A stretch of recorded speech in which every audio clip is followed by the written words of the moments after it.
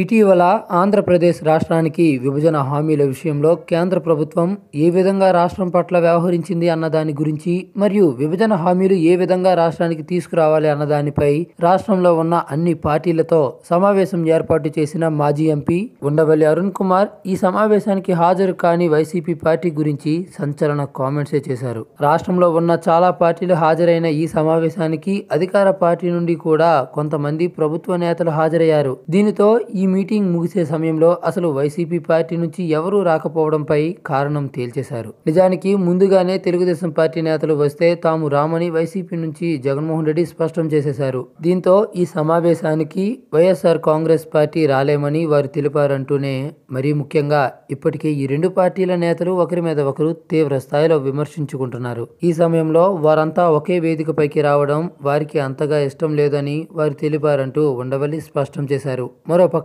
ఉండవల్లి అరుణ్ కుమార్ సమావేశం ఆంధ్ర రాష్ట్ర రాజకీయాలలో కొన్ని మార్పులు తీసుకువచ్చే అవకాశం ఉందంటూ కామెంట్లు చేస్తున్నారు రాజకీయ విశ్లేషకులు. మరి మీరేమంటారు? దీనిపై మీ అభిప్రాయాలను కామెంట్ ద్వారా తెలియజేయండి. ఈ వీడియో నచ్చితే లైక్ చేయండి, అందరికీ రీచ్ అయ్యేలా షేర్ చేయండి. అలాగే ఎప్పటికప్పుడు ఇటువంటి లేటెస్ట్ పొలిటికల్ అప్డేట్స్ను మీకు అందించే మా ఎస్క్యూబ్ హంగామా ఛానల్ను సబ్స్క్రైబ్ చేసుకోవడం మాత్రం మర్చిపోకండి.